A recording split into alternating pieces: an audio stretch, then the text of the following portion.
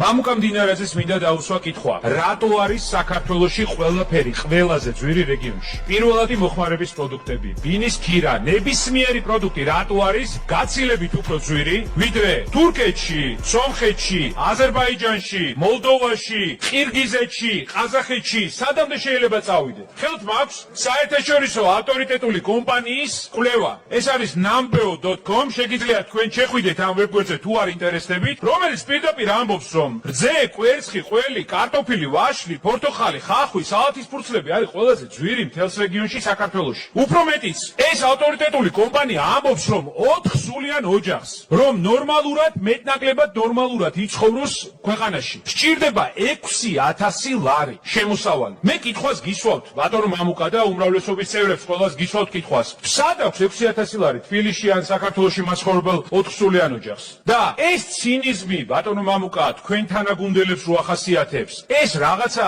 უტიფარი სიტყვები და გამოთქმები. თქვენ ფიქრობთ, რომ პასუხია ხალხის გაჭირვებაზე?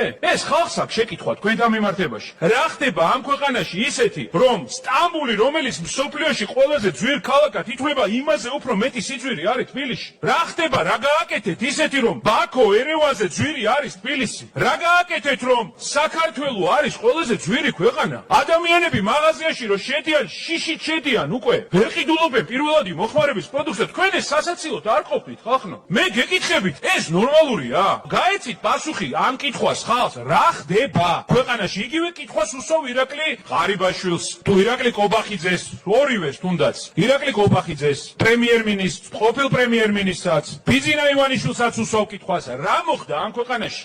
რა ჩაატარეთ ისეთი, რომ ყველაზე დიდი ფასები გვაქვს რეგიონში? აღმოსავლეთ ევროპის ქვეყნებს უკვე აჭარბებს ფასები საქართველოში ხალხო. წარმოუდგენელია ამ ვითარებაში ცხოვრება და მე როსვავ კითხვას, რატომ მიდის ქვეყნიდან ხალხი? იმიტომ რომ შემოსავალი აკლდებათ, ფასები იზრდება. ვერ არჩენენ ოჯახს, მიდიან ქვეყნიდან. კითხვა არის კონკრეტული და ამ კითხვას გაეცით პასუხი. თქვენი ცინიზმი, ქილიკი და აქ რაღაცა დამოკიდებულება ეს თქვენზე მიუთითებს. თუ თქვენ ეს არ გახილვებ, საზოგადოებას კი ვეუბნები, საქართველოში მოქმედებს მაფიოზური კლანები, რომელიც პირდაპირ დაკავშირებული არის ქართულ ოცნებასთან, ივანიშვილის პარტიასთან. ისინი მფარველობენ თავისი რეგულაციებით, თავისი კანონებით. ამიტოა რომ ჩვენთან ყველაფერი ყველაზე ძვირი ხირს. ამიტოა რომ მათ არ აღელვებთ ხალხის პრობლემა და გაჭირვება. კით პასუხი გაეცით პენსიონერებს, რომლებსაც ყოველ დღე არჩევანის გაკეთება უწევთ წამალსა და საკვებს შორის ხალხო. ესე ხო არ შეიძლება რომ ყველაფერზე ლაპარაკობდეთ გარდა იმისა, რაც ხალხს და საზოგადოებას აწუხებს. კიდევ ერთხელ ველოდები მამუკა მდინარაძისგან კონკრეტულ პასუხს კითხვაზე. რატო არის ყველაფერი ყველაზე ძვირი საქართველოში? მთელს რეგიონში კიდევ ერთხელ ვამბობ, თურქეთი აიღეთ, სომხეთი აიღეთ, აზერბაიჯანი აიღეთ, მოლდოვა აიღეთ, ყაზახეთი აიღეთ, ყირგიზეთი აიღეთ, რუმინეთი აიღეთ თუ გინდაც.